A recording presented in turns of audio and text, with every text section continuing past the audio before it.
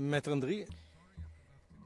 Le juge président, Maître Andry, toutes mes excuses, j'ai oublié de vous laisser la parole pour les 2 dernières minutes ce matin. Aussi, je vous donne la parole maintenant pour les 2 premières minutes de la session cet après-midi. Donc vous aviez demandé, n'est-ce pas, la parole? Merci, Monsieur le Président. Monsieur le Président, je voudrais juste demander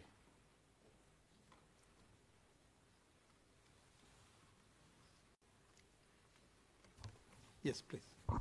D'accord. Je voudrais juste revenir sur un point qui avait été donc abordé hier par ma consoeur, Maître Josette Kadji, à savoir l'appellation du témoin par son nom. Monsieur le Président, nous n'avons pas de problème qu'on appelle un témoin par son nom. Le procureur va finir, nous aussi nous allons avoir notre tour de parole, on pourra en faire autant. Mais nous voulons revenir justement pour qu'on ait une précision. Est-ce que, à compter de ce jour, les autres témoins à venir pourront aussi bénéficier, entre griffes, de ce privilège d'être appelés par leur nom, s'ils le veulent? Nous voulons juste une clarification pour les choses à venir. C'est pour ça que j'avais juste demandé 2 minutes. Je n'irai pas plus loin, je pense que nous sommes compris. You have been clear enough. Le juge président, vous avez été clair, en effet, mais si vous y repensez, il y a déjà eu d'autres témoins qu'on a interpellés par leur nom. Je pense ici par exemple aux témoins britanniques, le caméraman, certains journalistes, certains témoins experts qui chaque fois ont été appelés par leur nom. Donc ce n'est pas quelque chose qui soit tout à fait neuf ici. En effet, si le témoin ne doit pas bénéficier de protection dans la salle d'audience, cela ne pose pas de problème.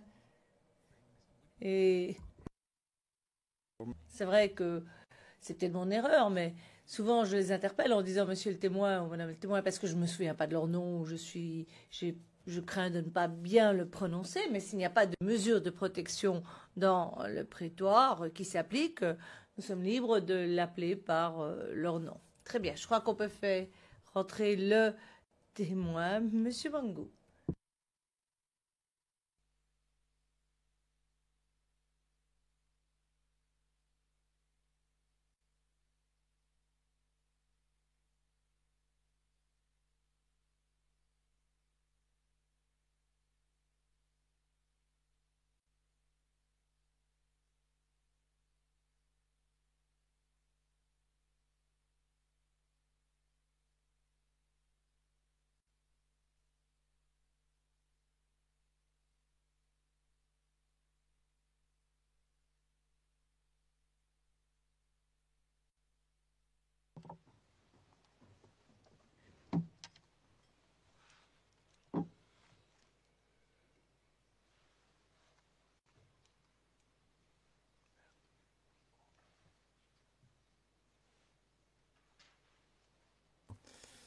Good afternoon, Mr. Mangou. Président. Bonjour, bon après-midi, Monsieur Mangou. Nous venons d'avoir une toute petite discussion qui n'a rien à voir avec votre témoignage. Mais d'emblée, je redonne la parole au bureau du procureur, à la personne de Monsieur MacDonald. Thank you, Your Honor. Monsieur MacDonald. Merci, Monsieur le Président. Monsieur Mangou, nous allons continuer. On s'est laissé avant la pause déjeuner au 24 février, lors d'une rencontre entre les généraux et le président, ministre de l'Intérieur, ministre de la Défense.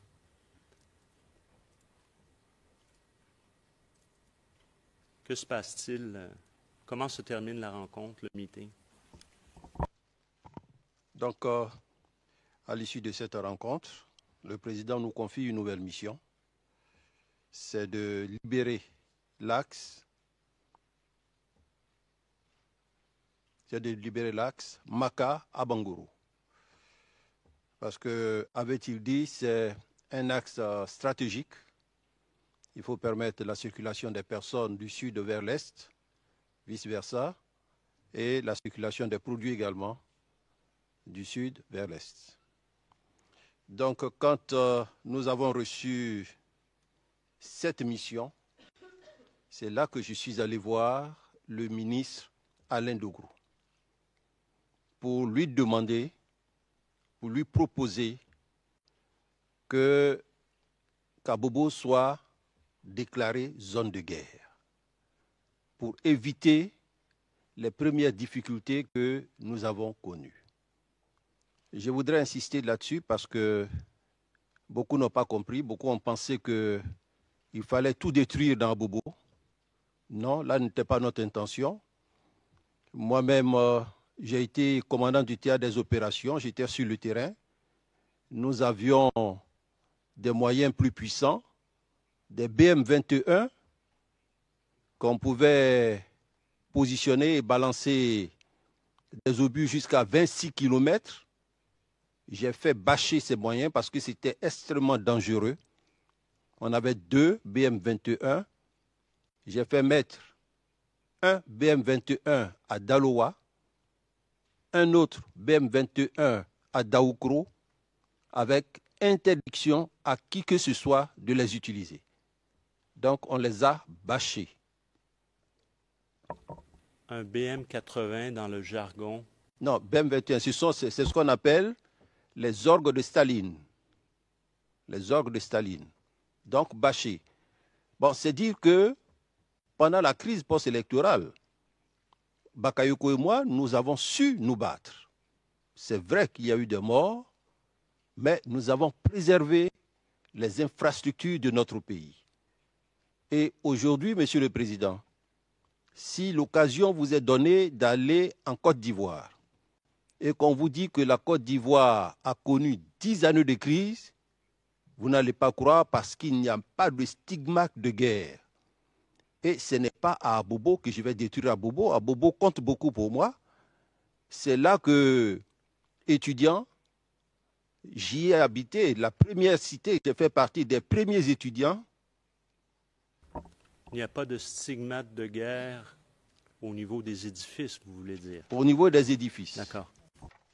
Au niveau des édifices. Donc Abobo me coûte cher parce que j'ai fait partie des premiers étudiants à avoir logé à la cité universitaire d'Abobo. Il n'était pas question pour nous d'aller détruire Abobo, mais il était question de, comme je l'ai souligné hier, aménager 1 ou 2 quartiers, les sécuriser et permettre à la population qui était otage du commando invisible, leur donner 24 heures à 72 heures pour permettre à cette population de venir dans la zone sécurisée afin que nous puissions, nous, avoir une certaine lisibilité, voir qui est réellement notre ennemi afin de traiter cet élément ennemi. Sinon, avec la population en place, il nous était impossible de réagir.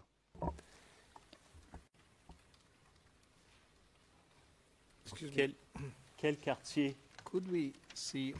Le juge président. Pourrait-on nous montrer sur la carte cette route de Maka à Bengourou? On pourrait peut-être demander que cela nous soit montré. Nous avons des cartes, n'est-ce pas? Monsieur MacDonald. Oui, je peux utiliser une carte que le témoin avait jointe à sa déposition en annexe. C'est la seule carte que j'ai ici. Je n'ai pas pensé à amener une carte, je dois être honnête. Donc, si vous me le permettez, donnez-moi quelques secondes et j'y reviendrai. On y reviendra avec une carte.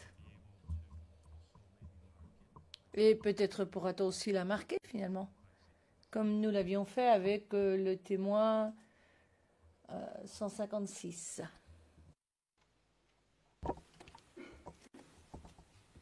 Monsieur Mangou, quels sont quels sont les quartiers ou les sous-quartiers d'Abobo que vous aviez en tête à ce moment-là? Alors, en ce moment, on avait en tête tout le quartier après le rond-point d'Abobo, vers l'arrière, au sud du rond-point d'Abobo, ou bien un peu plus à l'est, un peu plus à l'est, en allant vers Aboboté, on pouvait aménager ce quartier.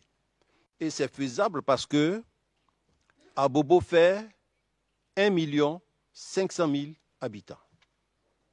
Il y a une grande partie qui était déjà sortie d'Abobo. La superficie d'Abobo, c'est de 10 000 hectares. En gros, 100 km². Et la densité par hectare, c'est de 167 habitants par hectare. Donc, c'était faisable. Et cette opération, je n'invente rien du tout.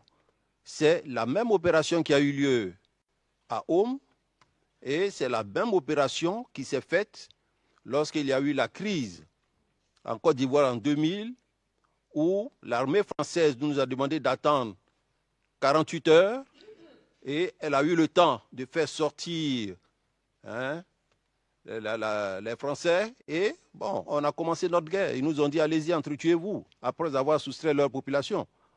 Donc c'était possible. Sinon, on ne peut pas avoir une population en place et tirer. Donc, je vais vous interrompre et que mes collègues de la Défense se rassurent. On va continuer, on va revenir. C'est pour discuter de la carte. La carte est d'ailleurs sur notre liste des éléments en charge, au l'onglet 550. Et c'est le 0092-0410.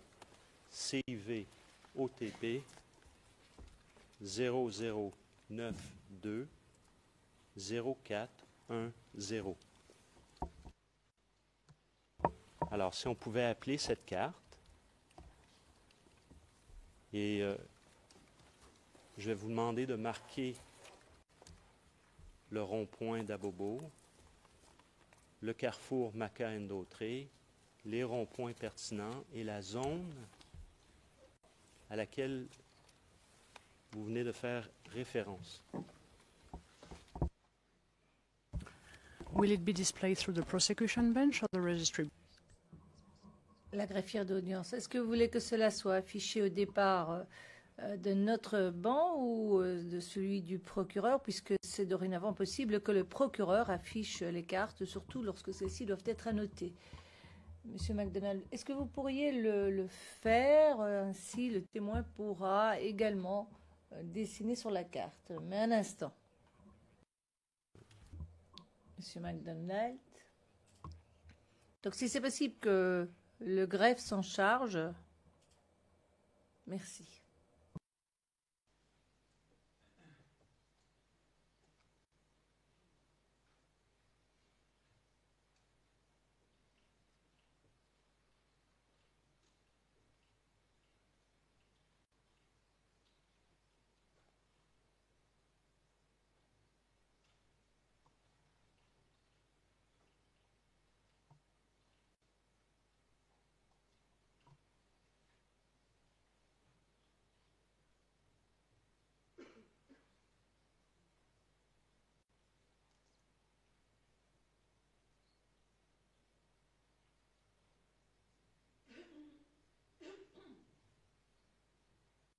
I'm going to try to guide.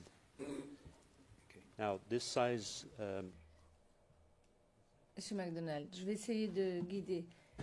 Le centrage est très bon. Par contre, il faudra agrandir et peut-être descendre par rapport au vert. Là, arrêtez-vous, parfait. Et agrandir encore un peu. OK. Approximativement, où se trouve la maca? Alors, vous voyez où se trouve Andokwa? On va vous demander de marquer vous avez un outil, on va vous expliquer comment ça fonctionne. Can your court usher please help? Est-ce que l'huissier d'audience peut assister le témoin, je vous prie, merci. Tout simplement, peut-être faire un point et écrire aux côtés MACA, MACA.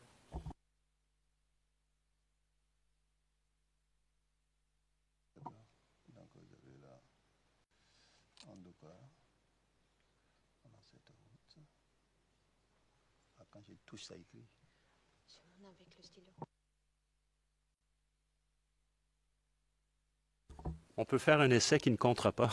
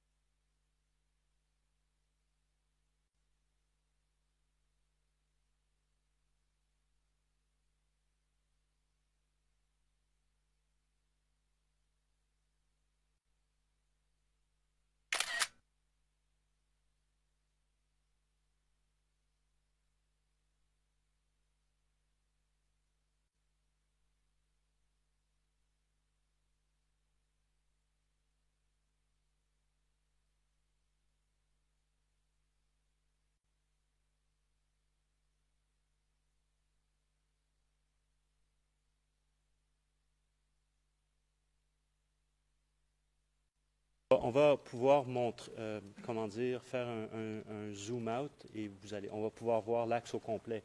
Mais, Monsieur Mangou, au sud-ouest donc de la forêt, vous avez fait un point rouge. D'accord? Qu'est-ce que c'est? Votre micro, monsieur le témoin.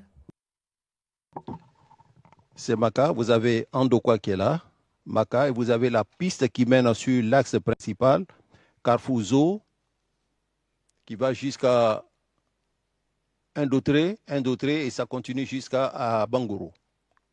Alors, on a fait une capture d'écran, le point rouge au sud-ouest étant la Maca. Maintenant, on va faire un zoom out où on va voir la ville un peu plus on va voir le nord. Donc, on voit une route qui longe à l'ouest de la forêt du Banco. C'est bien ça. Vers le nord. C'est bien ça. D'accord. Vous avez fait une flèche, d'ailleurs, en haut à gauche, à un certain moment. Direction à Bangoro. D'accord.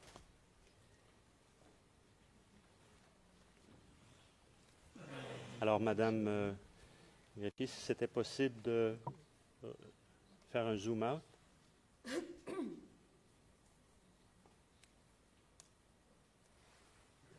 Et c'était possible maintenant de monter l'image vers le nord, la carte vers le nord. Oui, encore un petit peu plus. Un petit peu plus. Un petit peu plus. Très bien, on va arrêter ici pour l'instant. Et on va faire un zoom in.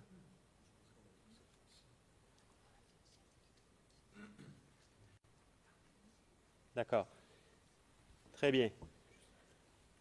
Est-ce que vous voulez qu'on aille encore plus un zoom in ou est-ce que c'est suffisant pour les besoins de la discussion? Votre micro, s'il vous plaît. Discussion. C'est suffisant. D'accord. Alors, je vais vous demander de marquer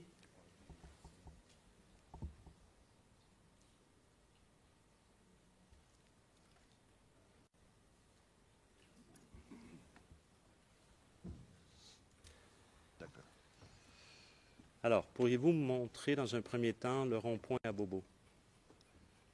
Faire un cercle au rond-point à Bobo. Oui, on dit ça.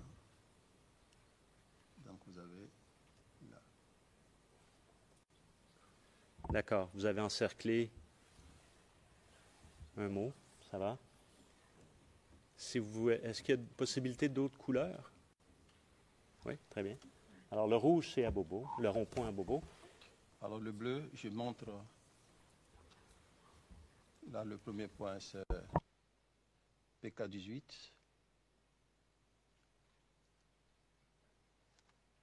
Non, un d'autre, pardon. Comment je fasse? Donc, un d'autre.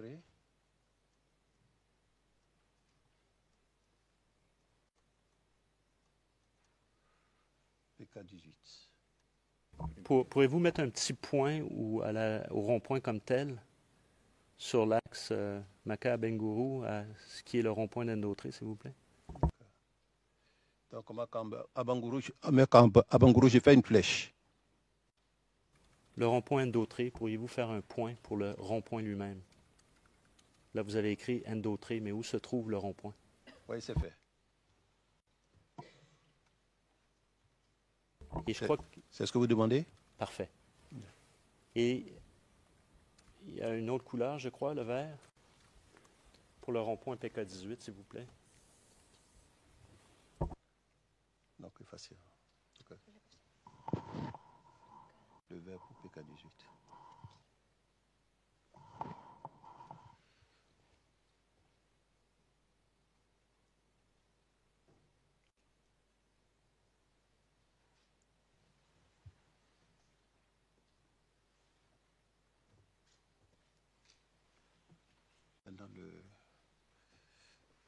Là, c'est fait.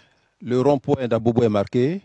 Un d'autre est marqué. PK18 est marqué. Je vais avec une autre couleur. Choisis le quartier à sécuriser.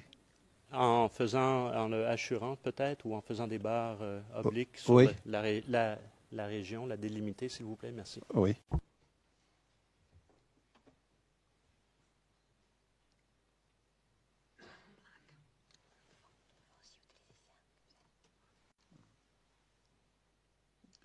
Je cherche l'université. On n'a pas parti d'ici déjà. On peut descendre.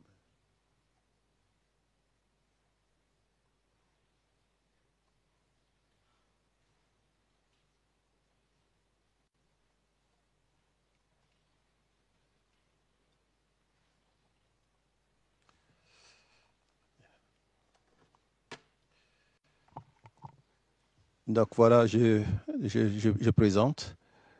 Monsieur le Président, donc plus à l'ouest, quand on est face à la carte, c'est-à-dire à gauche, quand on descend plus bas, on a Maka, Indautré, et cette même route mène jusqu'à Abangourou. Plus à l'est, on a donc le rond-point d'Abobo, le PK18. Cette route mène jusqu'à Agnama, et à hauteur d'Agnama, a la possibilité de rattraper la route Indautré à Bangourou pour mener également vers Abangourou. Donc, à partir du rond-point, on peut sécuriser un quartier en arrière, et surtout qu'on a l'université d'Abobo, où déjà stationnent nos éléments, ils mettent une grande partie de la population à l'université d'Abobo. Là-bas, à l'université d'Abobo, on a les infrastructures, les étudiants. Donc, on pouvait y mettre la population. Et on menait l'opération sur 48 à 72 heures, 72 à 48 heures, ce qu'on avait demandé. Donc,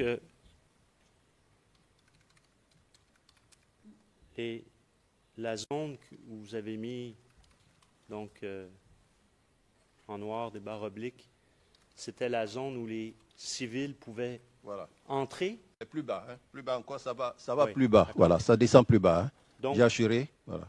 Tout ce qui était au nord, pour vous, était la zone que vous vouliez délimiter, zone de guerre. Délimiter parce que l'ennemi s'y trouve. Et il y a la population avec l'ennemi.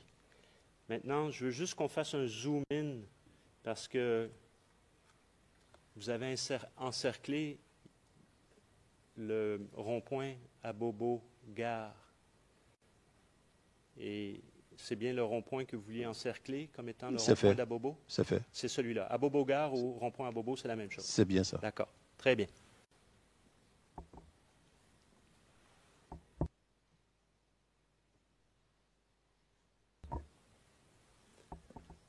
continuer. Bien, donc c'était pour expliquer. Donc je suis allé voir le ministre de la Défense pour lui faire la proposition. Et quand il en a fait le compte rendu au président Laurent Gbagbo, il a refusé parce qu'il a dit que dans ses discours, il parlait de la fin de la guerre en Côte d'Ivoire et qu'évoquer le nom zone de guerre ferait croire aux gens qu'on n'est pas à la fin de la guerre. Alors je suis arrivé au centre opérationnel et avant de reprendre la deuxième phase de l'opération, j'ai donc, puisqu'on fait toujours un briefing avant le début de l'opération, j'ai dit que nous allons remplir la mission que le président nous a donnée, c'est-à-dire libérer l'axe Maka-Ndotré. Mais c'est sûr qu'on va retomber dans les mêmes erreurs parce que j'avais proposé au ministre que Abobo soit déclaré zone de guerre, mais il a refusé. Et c'est de là que c'est parti, Abobo zone de guerre. Donc, comme on était infiltré, les gens ont fait passer les renseignements et même le commando invisible a été informé. Donc, nous avons repris notre opération, ce qui a fait dire au général Guébi ici, on va, on vient, on va, on vient, qu'on menait la contre-offensive. Non, non. Il s'est trompé, ce n'était pas la contre-offensive. La contre-offensive, c'est une offensive qui répond à l'offensive de l'ennemi. Or, l'ennemi n'était pas en mouvement offensif.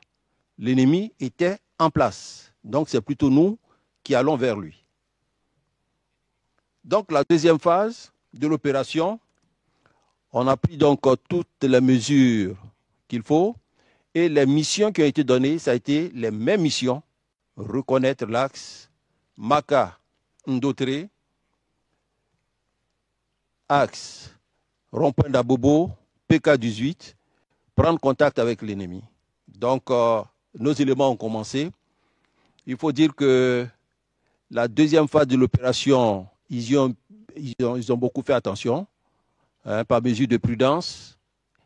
Mais ils sont allés jusqu'à Ndotré et au PK18. Ils y sont arrivés. Et quand ils sont arrivés, l'ennemi a replié. Très sincèrement, l'ennemi a replié. Donc déjà, on était à Ndotré, on était au PK18. Mais là, on est arrivé très tard la nuit. On est arrivé très tard la nuit. Et pour pouvoir repartir, il nous fallait des effectifs.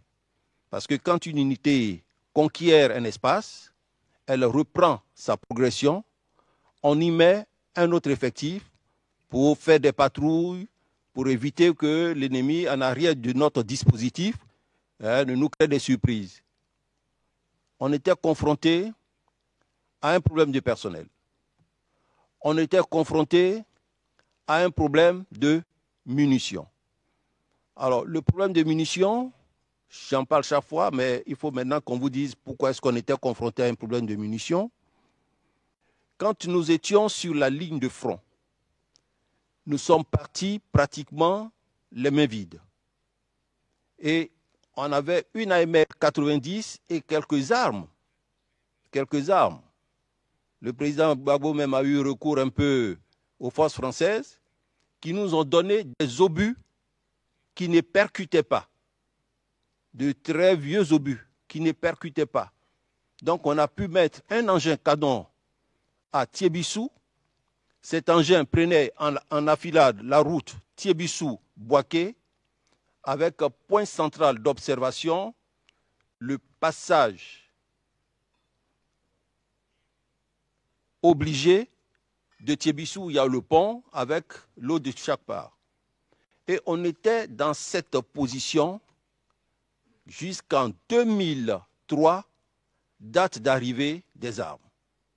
On a pu avoir des munitions, on a pu avoir des armes, on a même eu des chars, je dis bien des chars de bataille russes, gros comme ce n'est pas permis. On a même eu des avions MiG qui, au décollage, déjà atteignaient la limite des pays limitrophes. malheureusement, à l'atterrissage, qui déployaient leur parachute que nos hommes ne savaient pas plier. Et ce qui est touchant, c'est que ce matériel qu'on a eu a été acheté par des civils qui ont cru bon de prendre une arme sans sa munition, une munition sans son arme.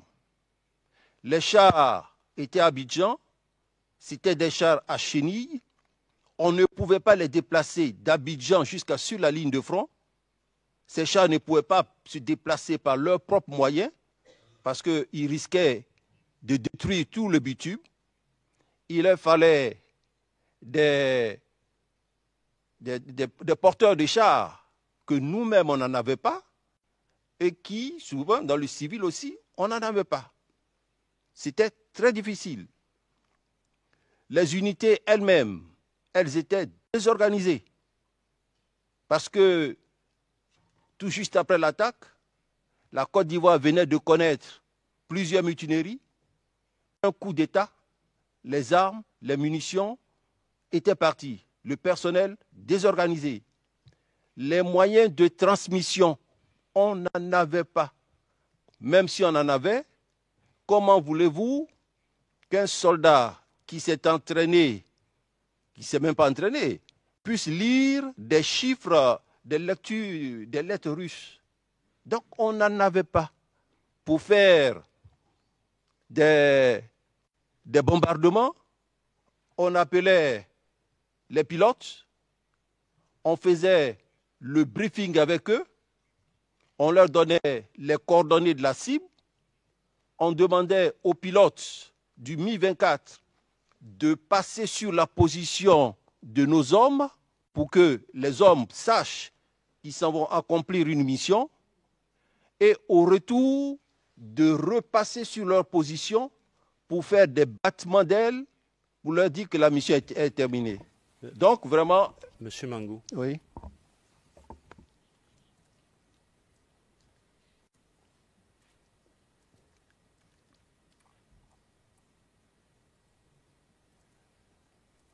Revenons À la mission. à la mission, l'offensive en question, car là, vous êtes à l'aviation, comment elle se déplaçait et comment elle pouvait identifier des cibles, alors que Monsieur le Président. on sait tous que l'aviation n'était pas impliquée à cette date. Donc, Non, vous avez c'est de raison. là le fait que je vous interromps, Oui, merci. Monsieur le Président. Et je vois que mon collègue est debout pour justement, parce que je viens d'interrompre le témoin. I see it as well. Maître Boudion. Oui. Monsieur le Président, comme je vous l'avais fait remarquer hier et aujourd'hui par ailleurs, le témoin est en train de parler des problèmes de transmission. En train de parler des problèmes de transmission, je ne vais pas entrer dans les détails, mais l'accusation sait bien que c'est un des points focaux de cette procédure-là. Et chaque fois qu'on arrive à ce point, le témoin est coupé, il est interrompu. Ça fait deux ou trois fois qu'on a la même réaction de l'accusation. Je trouve que ce n'est pas juste. Si le témoin a un problème à évoquer, qu'on le laisse finir. Ça fait deux fois qu'il est interrompu sur le même fait. Je pense que ce n'est pas juste. Il faudrait qu'on laisse les témoins aller au bout des problèmes de transmission qu'ils ont connus.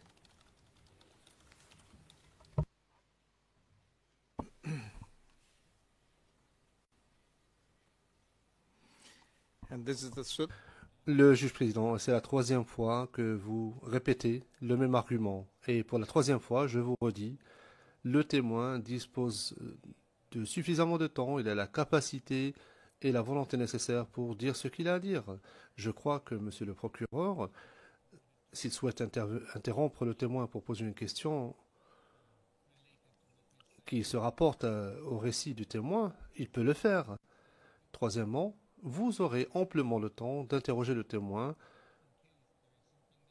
s'il y a des éléments d'information qui vous manquent.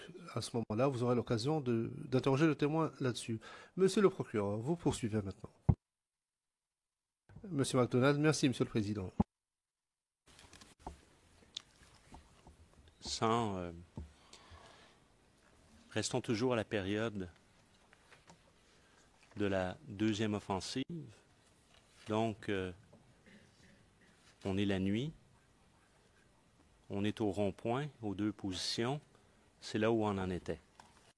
Que se passe-t-il? Alors, ce qui se passe, c'est que normalement, l'unité devait, comme je l'ai dit, reprendre la progression. Mais compte tenu d'un certain nombre de facteurs, les hommes ne pouvaient pas. C'est pourquoi je veux expliquer, parce qu'il y a le problème de munitions et le problème d'armes. Donc, j'expliquais que les premières munitions, nous les avons reçues en 2013. En 2013, ces munitions ont servi pour les combats sur le terrain. Mais 2003, pardon. Mais il se trouve que de 2003 à 2010, nous avons subi plusieurs attaques. Nous avons subi l'attaque d'Anyama. Nous avons subi l'attaque de Noé. Nous avons subi l'attaque du camp d'Akwedo. Nous avons subi l'attaque au niveau d'Abangourou, au niveau d'Aboville. Et il y a eu une journée entière, dans le mois d'octobre, je crois, où policiers et gendarmes de Yopougon-Trois-Rouges ont passé une journée entière pour un problème entre eux dans un bar à se tirer dessus. Dans l'armée, quand vous faites des dépenses de munitions, il faut les remplacer. Et là, on ne pouvait pas avoir de munitions parce que nous étions sous embargo. Donc, il ne restait plus de munitions. Il y avait ce problème. Le deuxième...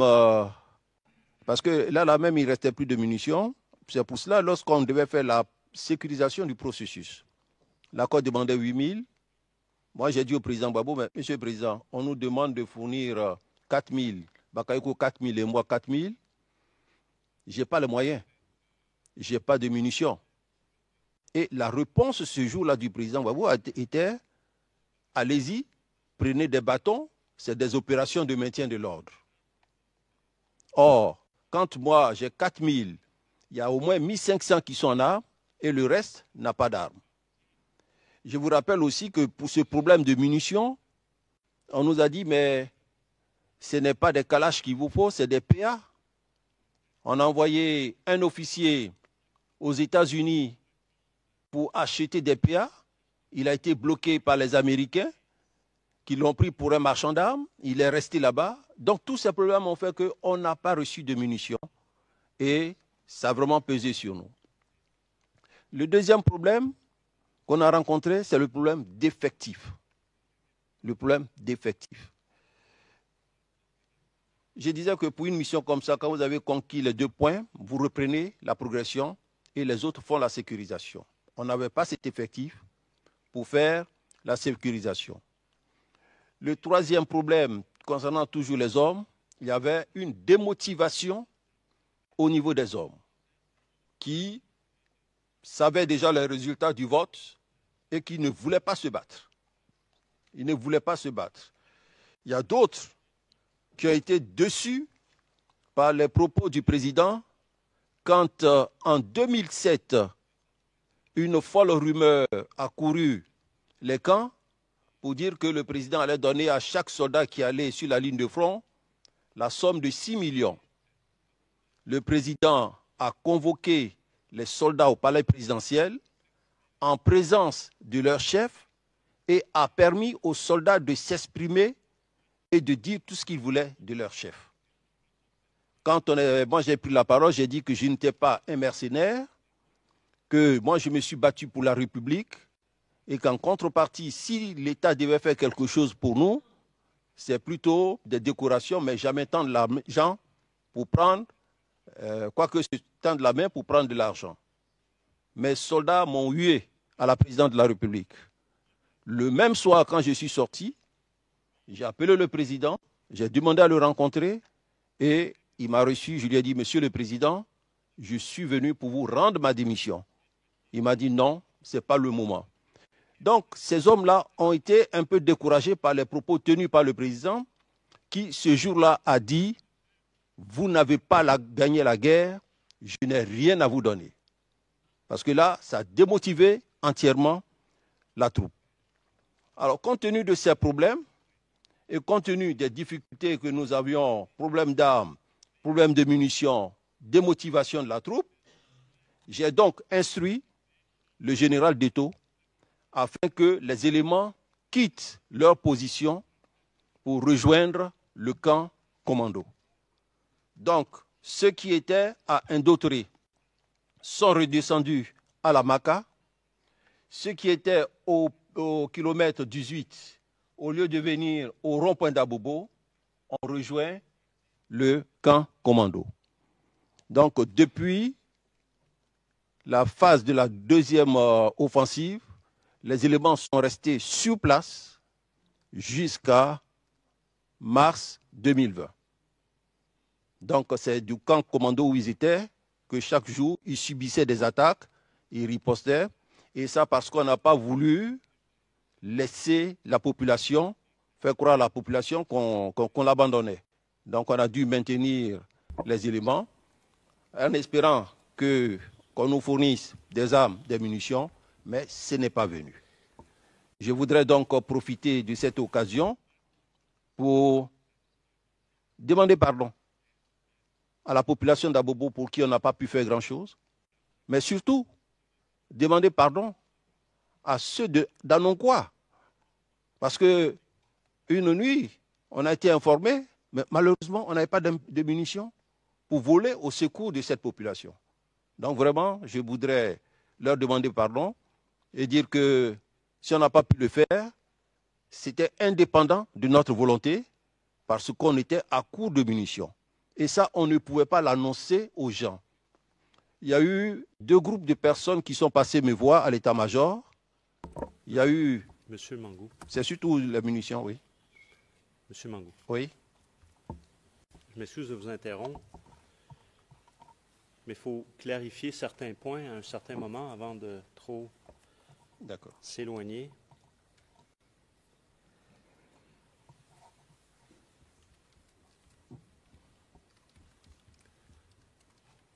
Donc, suite à cette deuxième opération sur les 2 mêmes axes, à quelle date a-t-elle eu lieu cette opération? Le 24, vous avez mentionné que vous êtes convoqué.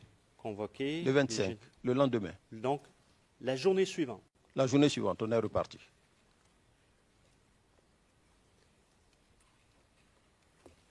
Et c'est quand s'est fait le retrait ou le cantonnement de toutes les troupes au camp commando? Est-ce que c'est le 25 au soir ou est-ce que c'est à ce moment-là le 26? On a commencé le retrait le 20. Le 20 jusqu'au 26, on est parti. On n'est pas parti d'un trait. On est parti élément par élément. Non, écoutez ma question. Cette seconde offensive, en date du 25, oui. Vous montez sur Indautré oui. et sur PK-18. Oui. Les troupes de PK-18, vous venez de mentionner, ne sont pas restées. Non. Ils sont retournés au camp commando. C'est bien ça. C'est à quelle date que ça se fait? C'est le même soir. Le même soir, donc le 25. C'est bien ça. D'accord. Et à partir de cette date-là, elle reste au camp commando. Elle reste au camp commando.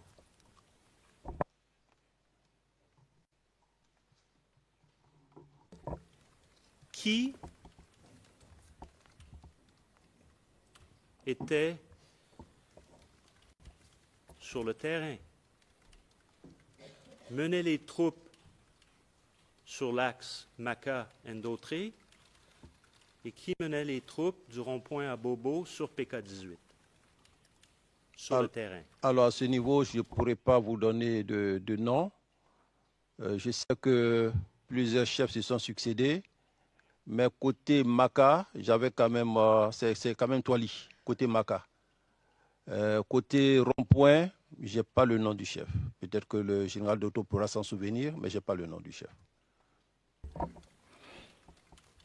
Si je vous dis Doumbia. Non, ce n'est pas Doumbia. Doumbia a dû commander un peu à partir du camp commando quand ils étaient au camp commando, mais ce n'était pas lui. Il est passé aussi. Sinon, pour ceux qui étaient au camp commando, il y a eu Doumbia, il y a eu Nyawa Dablé, il y a eu Nyamke, mais ils sont nombreux à être passés parce qu'ils se relayaient. Donc, on vient de parler de deux choses différentes pour que la Chambre suive bien. On parle des commandants qui mènent les opérations sur le terrain le 25 sur les deux axes. Et puis les commandants qui seront responsables des troupes au camp commando à partir du 25. C'est bien ça. D'accord.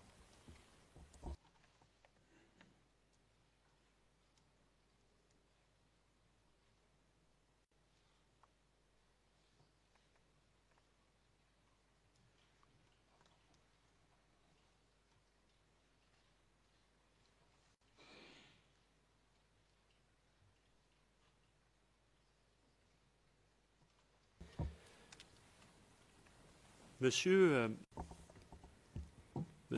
Mangou, je vais juste revenir sur une question de précision. Vous avez dit, je vous ai posé la question d'entrée de jeu ce matin, savoir la date à laquelle vous aviez eu cette rencontre et discussion avec le ministre pour la question de déclarer à Bobo zone de guerre. Et j'ai pas malheureusement les lignes, c'est-à-dire j'ai les lignes, mais j'ai pas la page, j'ai le timestamp.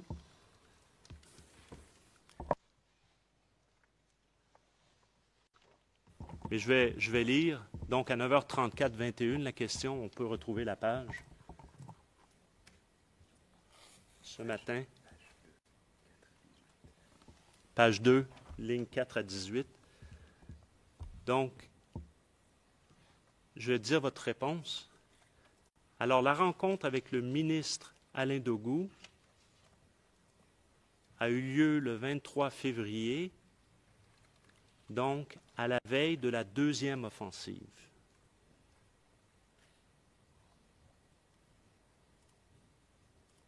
Donc, je voudrais juste clarifier pour que ça soit qu'on soit certain, il peut y avoir, que vous clarifiez, est-ce avant ou après votre rencontre avec le président et les généraux où il y a la carte? C'est après la rencontre avec le président à la présidence de la République. Voilà. Donc, si vous avez marqué, on a marqué 23, ça doit être une erreur de date. Voilà. Donc, la même journée que votre rencontre avec le président et les généraux. Voilà. Le 24.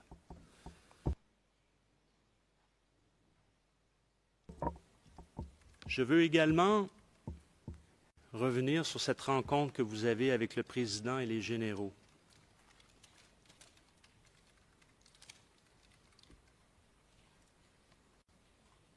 A-t-il été question, en présence du président et des généraux et des deux ministres auxquels vous avez fait référence,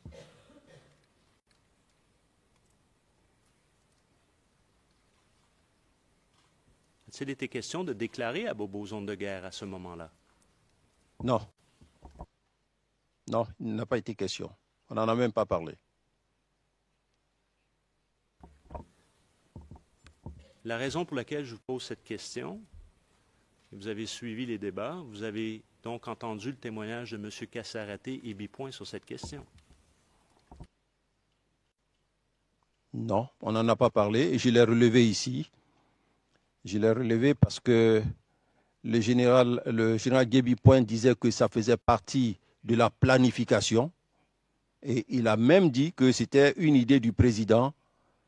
Donc on en a discuté au centre opérationnel, mais le SEMA n'a pas voulu. On ne sait pas ce qui s'est passé. Hier, j'ai dit l'idée de déclarer à Bobo zone de guerre était une proposition faite par moi.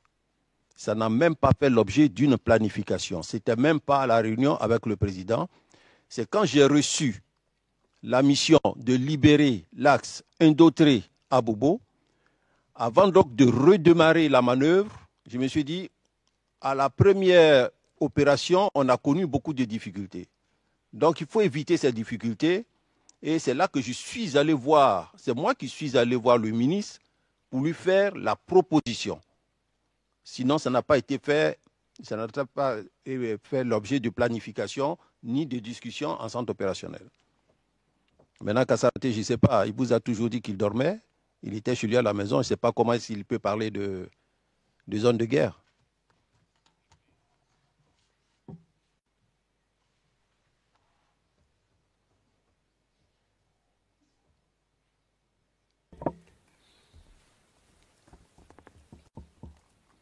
Est-ce que,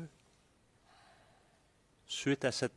Est-ce qu'au sein des généraux, au sein des FDS, que ce soit vos collègues de la gendarmerie, que ce soit votre collègue de la DGPN, que ce soit vos autres collègues au sein des forces de Fancy, en avez-vous discuté entre vous?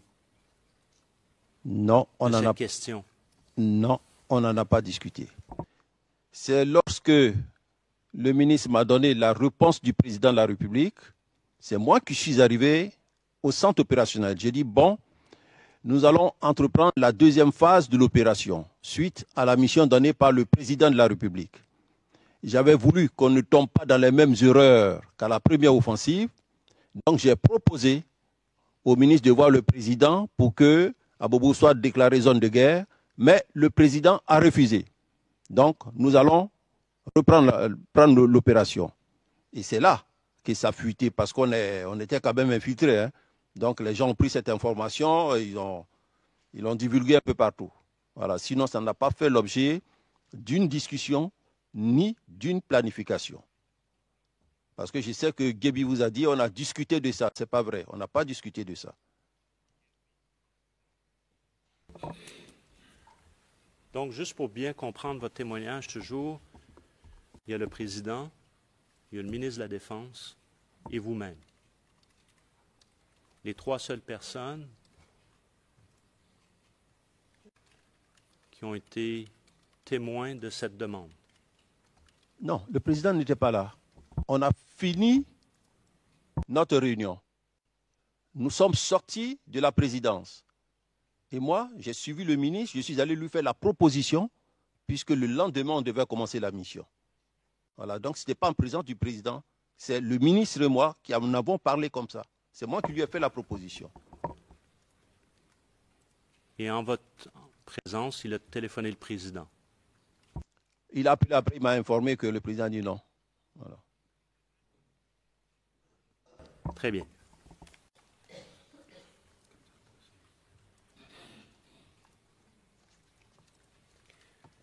J'aimerais maintenant discuter du cadre juridique dans lequel vous vous trouvez. Can we, before you... Yes.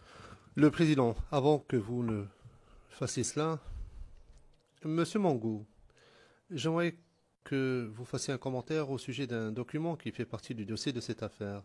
Je vais demander à Mme la caissière de mettre à disposition le document CIVOTP 00450359. Monsieur McDonald, j'y arriverai, Monsieur le Président, j'y arriverai. Le Président, oui, zone de guerre, il s'agit de la zone de guerre.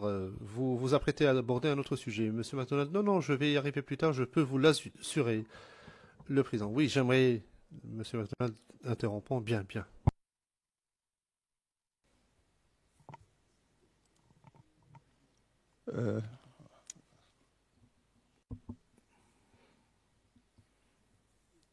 Can you see this document? Le juge président, Monsieur Mangou, est-ce que vous voyez ce document à l'écran? Pas bien, mais Monsieur le Président, si on peut faire remonter pour que je prenne connaissance. We Merci. have a copy paper. Monsieur McDonald, nous disposons d'une copie papier, si cela est plus facile à consulter.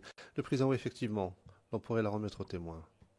Monsieur McDonald, avec votre permission, je dispose d'une copie.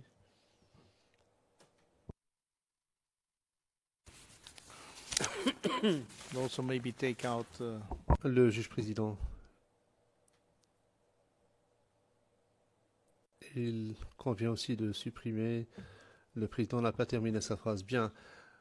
Monsieur McDonald, 490359, c'est cela?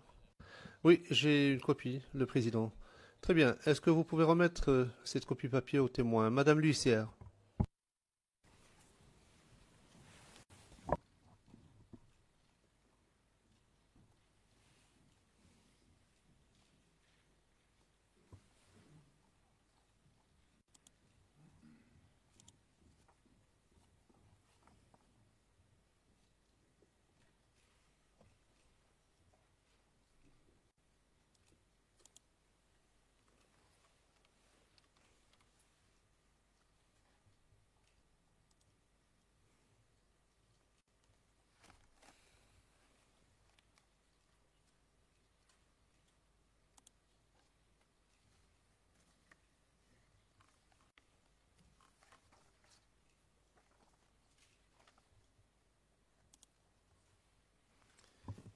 Yes, please. Oui. Je vous demande de consulter ce document et me dire si vous l'avez déjà vu et si oui, de faire des commentaires que vous estimez pertinents. Merci, Monsieur le Président. Je viens maintenant de voir le document. Ce n'est pas un document sérieux. Ce n'est pas un document sérieux de par sa forme. C'est mis BQI, c'est bulletin quotidien d'information. Et d'un chef de police, c'est surprenant. Il veut plaire à son chef, montrer qu'il est informé. Les informations qu'il donne sont erronées. Déjà, vous voyez qu'à la date du 12 janvier 2011, c'est la police qui était encore sur le terrain. La police y est arrivée le 11 et la police n'est repartie que le 21 février. De deux, dans les informations qu'il donne, ici, il nous dit les FANCI prennent le contrôle des opérations avec en appui la police et la gendarmerie. Mais on ne manœuvre pas comme ça. Hein? Vous voyez l'armée derrière et c'est la police et la gendarmerie qui soutiennent l'armée. C'est une aberration. Bien au contraire, dans la catégorisation des forces, si on doit apporter un soutien, les forces de première et de deuxième catégorie sont devant, et l'armée qui est une force plus robuste avec des moyens plus lourds, où l'élongation est grande, l'armée soutient la police. Donc les informations qu'il donne ici sont erronées, ce n'est pas un document sérieux. Voilà, c'est ce que je vais dire, Monsieur le Président. Voilà.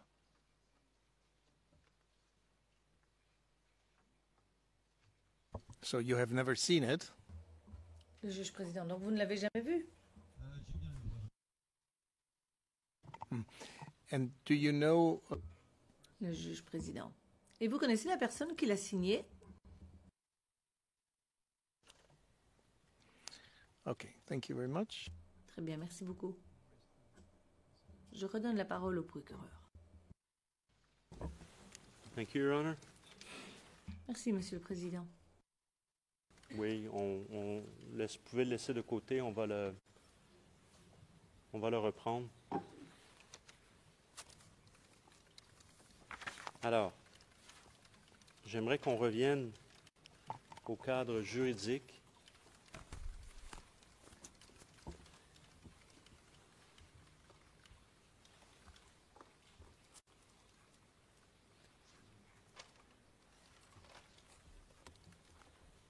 Et je voudrais au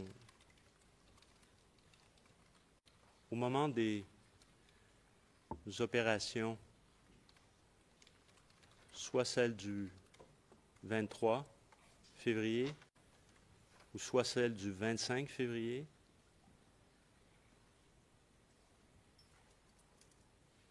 dans quel cadre juridique vous trouvez-vous?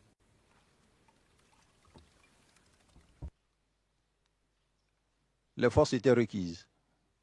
Donc nous agissions sous réquisition. S'il n'y avait pas de réquisition, moi, je n'allais jamais déployer l'armée. Donc nous étions requis. Quel décret s'applique à ce moment-là?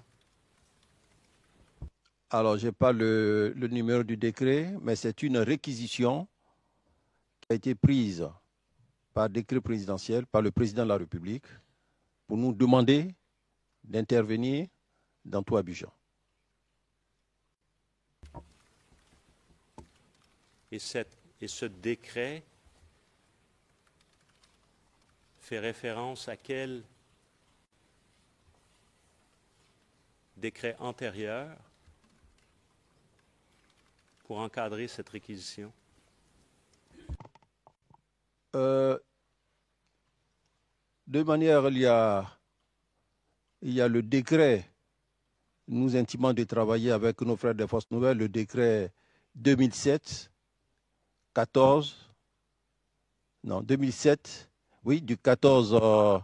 14 mars 2007, instituant le CCI. Là-dedans, c'est mis que nous devons faire la sécurisation du processus. Donc, le décret de réquisition vient renforcer encore ce décret. Voilà. Parce que la sécurisation du processus électoral, comme je l'ai souligné, ça part de la campagne électorale jusqu'à la proclamation des résultats. Maintenant, nous avons reçu ce décret qui nous demande de nous déployer dans tout Abidjan, donc ça ne fait que renforcer. Alors, je vais vous poser la question suivante. Êtes-vous familier avec le décret numéro 67-332 du 1er août 1967 relatif à la participation des forces armées au maintien de l'ordre? Et si on pouvait appeler le document CIV D15-0001-6219.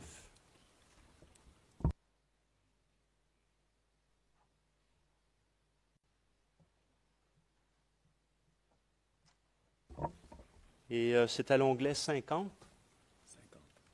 Si je ne me trompe pas, et nous avons une copie papier. Et sur notre copie, il y a la copie telle que nous l'avons obtenue. Il y a un surligné sur le titre du décret, tel que mes collègues peuvent le voir lorsqu'ils impriment ou s'ils regardent dans e-court en ce moment. Alors, Madame le huissier, si on pourrait mettre une copie au témoin, merci. Alors, je vais vous demander de regarder la copie papier. Non, ça va, c'est public.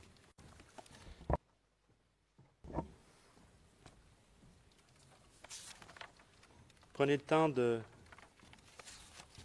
vous familiariser avec le document.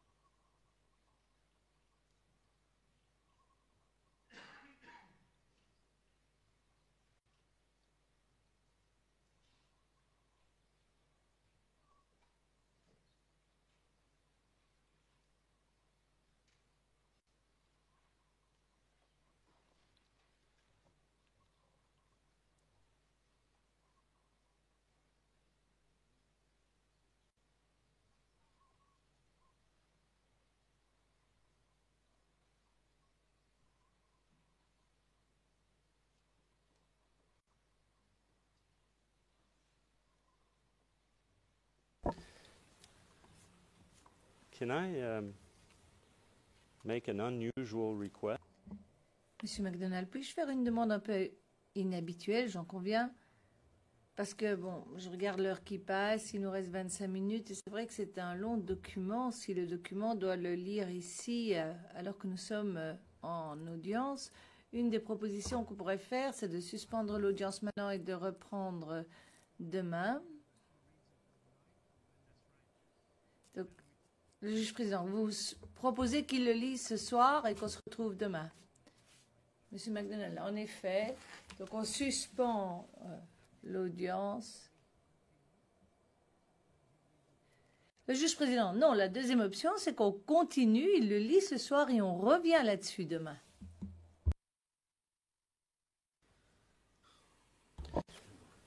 Bon, je vais poser mes questions sans que le témoin ait fini de...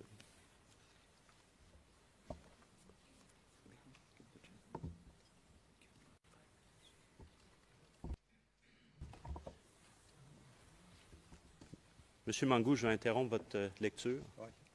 Vous avez déjà vu ce document? Non, jamais. Jamais. Jamais. Alors, la raison pour laquelle je vous pose cette question, c'est que j'aimerais qu'on retire le document qui est devant nous et j'aimerais qu'on ramène le décret du 14 novembre 2010.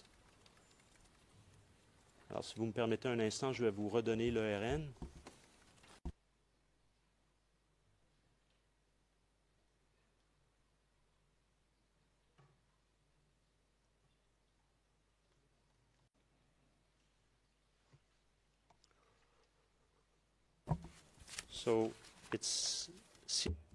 Il s'agit du document CIVOTP 0001A.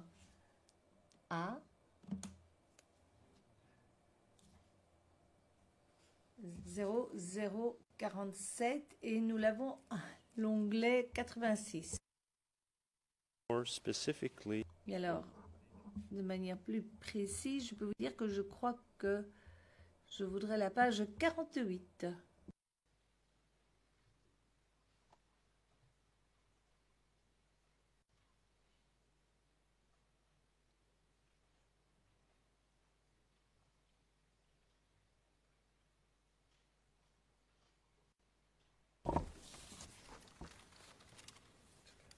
Si on pouvait aller à la page 0048.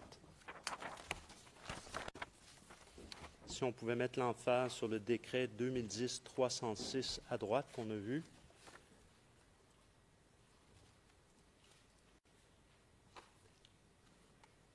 Can we just bring it down, please?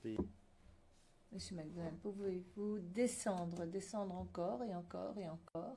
Merci. Auquel vous venez de faire référence, la CCI.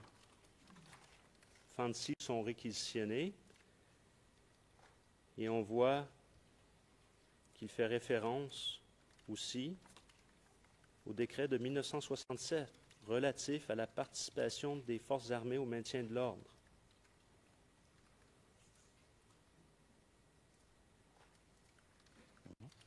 C'est la raison pour laquelle je vous demandais si vous avez déjà vu ce décret. Non, je n'ai pas vu ce décret. Je n'ai pas vu ce décret. Donc, M. Mangou, vous n'avez jamais vu le décret de 1967? Non. D'accord. Quelles étaient donc les règles applicables lorsque l'armée est réquisitionnée et qu'il n'y a pas de déclaration de guerre? Il n'y a pas de déclaration de zone de guerre. Alors, quelles sont les règles que vous deviez respecter selon les lois applicables en Côte d'Ivoire à l'époque? Alors, ce décret, je ne sais pas s'il est encore d'actualité, parce qu'il est quand même, il a été pris depuis 1967, c'est-à-dire à l'année de l'indépendance de la Côte d'Ivoire, où le contexte est tout autre. Le président Houphouët voulait d'une petite armée, bien équipée, bien entraînée. Et ici, il est fait référence au maintien de l'ordre. Au maintien de l'ordre. Et il y a bien une partie qui parle des autorités militaires. Or, nous, ce que nous avons appris, l'armée n'est pas là pour maintenir l'ordre. Le plan de maintien de l'ordre est de la compétence des forces de première et deuxième catégorie. Mais quand une réquisition est remise, on se doit de prêter main forte à ces forces-là. Donc nous avons reçu du président de la République une réquisition. Monsieur Mangou, la réquisition, donc il y en a une le 14 novembre, vous en placez une seconde le 5 janvier Oui. 2011. Oui. Cette réquisition du 5 janvier 2011 est restée en vigueur jusqu'à quelle date? A-t-elle été révoquée, en d'autres mots, à quelque moment que ce soit, durant la crise? Elle a été prise pour nous permettre de faire la sécurisation d'Abidjan et faire face aux problèmes qui se posaient à Abobo. Donc, quand a-t-elle pris fin, la réquisition du 5 janvier 2011? Dès l'instant où nous, on n'a pas accompli la mission et qu'on a retiré nos troupes, la réquisition a pris fin. C'est à quelle date? Alors, les troupes ont été retirées le 20 mars. Le 20 mars 2011.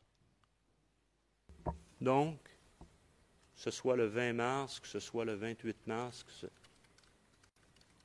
ce soit en avril, la réquisition pour vous jusqu'au 20 mars était toujours effective.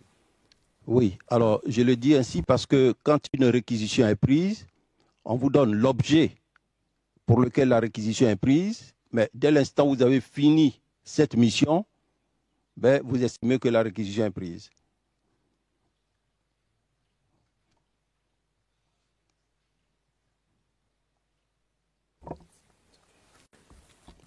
Alors, toujours sur la question du décret de 1967 et la situation juridique dans laquelle on se trouvait, je demanderais est-ce qu'on amène, qu'on appelle la vidéo CIV OTP 0061 0567. Il y a également un transcrit correspondant, le CIV OTP 0094 0349. C'est de la minute 00 à la minute 2:50. J'ai une copie du transcrit pour l'interprétation, si jamais il n'y en a pas, et l'onglet 360. L'onglet 360. C'est un document de 2 pages, une page pour le texte.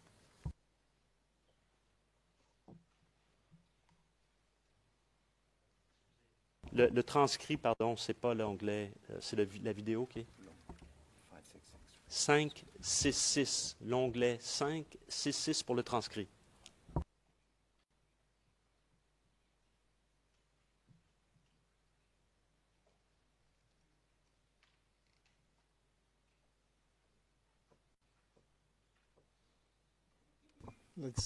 Let's bring it up, otherwise we... Le juge président. Très bien. Commençons déjà, lançons-le parce que sinon on perd beaucoup de temps.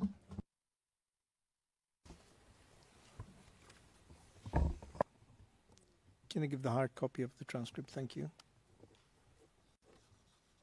Peut-on lui donner une copie papier de cette retranscription, je vous prie?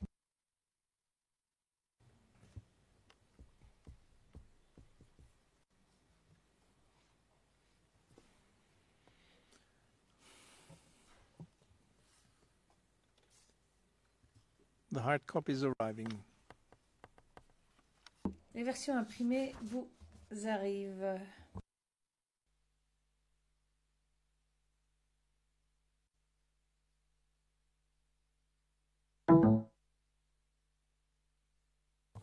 You ready? Okay, let's go.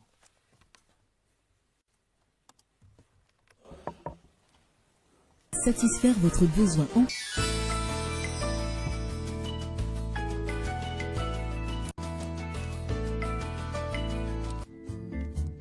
Par tout temps, retrouvez la météo avec Orange, leader de la téléphonie mobile en Côte d'Ivoire.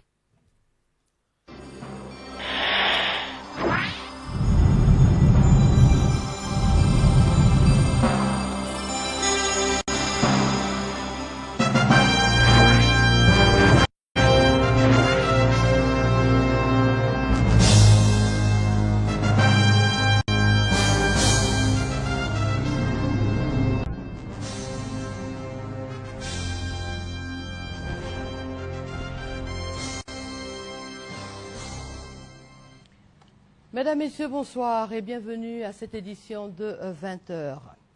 Je vous donne lecture d'un décret numéro 2011-81 du 11 mars 2011 portant institution d'un couvre-feu dans les communes d'Abobo et d'Anyama.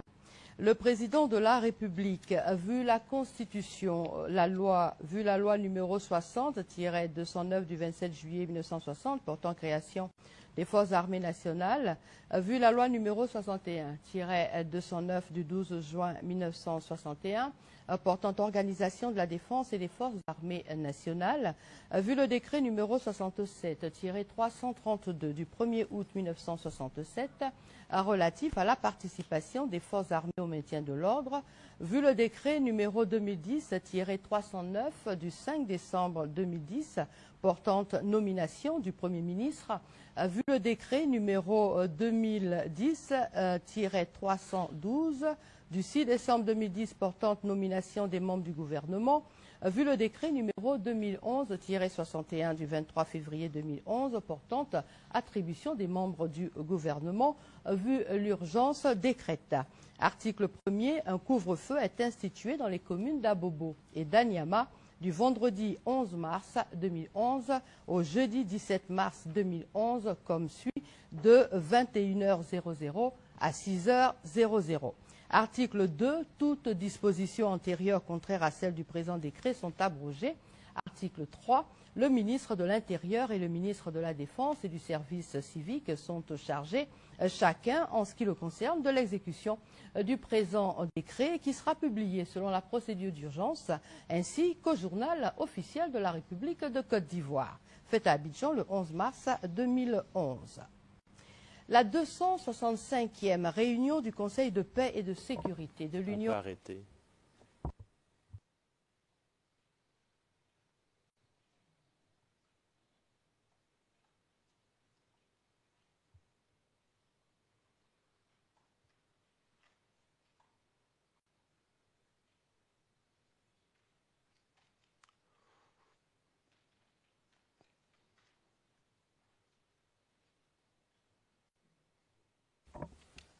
Alors, première question par rapport à cet extrait. L'avez-vous déjà vu, cet extrait, cette lecture de ce décret portant couvre-feu? Oui.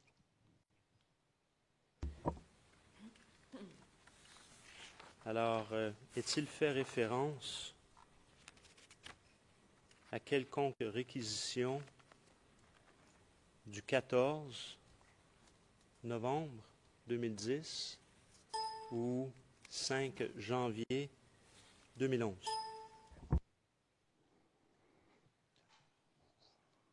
Bon, là, c'est un communiqué informant la population de ce qu'un couvre-feu va avoir lieu. Et les articles qui ont été cités, c'est le préambule. C'est comme ça que fait la confection d'un communiqué pour décréter un couvre-feu. Ce sont des préambules, on a pris les préambules, mais souvent on les choisit comme ça en fonction de certains tests, certaines activités qui se sont passées. Sinon là, il s'agit d'annoncer un couvre-feu.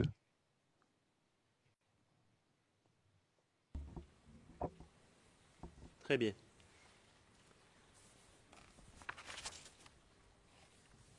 Donc, vous avez eu cette rencontre le 5 janvier.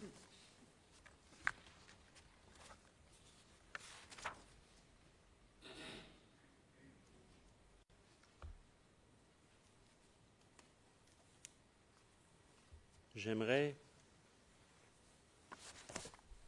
vous montrer une autre vidéo.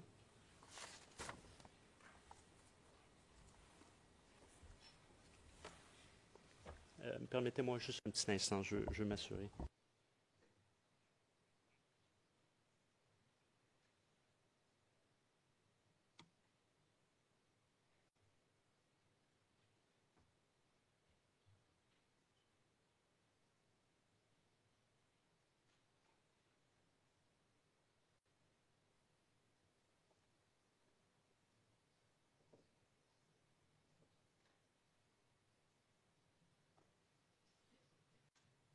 I'm sorry, Your Honor, just a second, we're trying.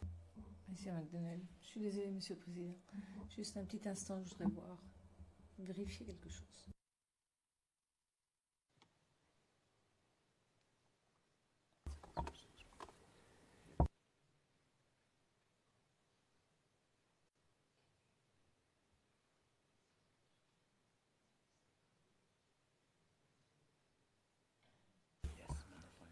Alors, sorry, I'll speak in English. Je vais m'exprimer en anglais.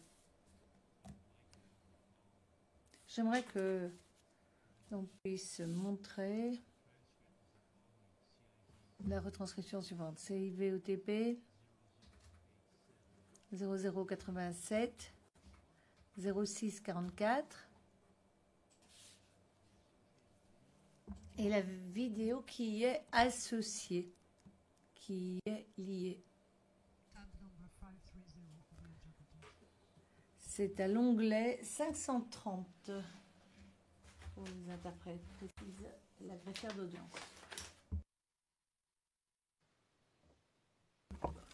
And the video is CIV OTP. Et la vidéo, c'est CIVOTP 0074 74 0079 à l'onglet 465. Nous allons jouer cette vidéo à partir de la minute 25:36 à 28:30. Il s'agit d'un message du 18 février 2011. Monsieur McDonnell, est-ce que les interprètes ont l'exemplaire? Ils ont confirmé qu'ils avaient ce texte. Monsieur McDonnell, parfait. Mais la greffière d'audience, c'est pour votre information, nous sommes en train de charger la vidéo sur notre système.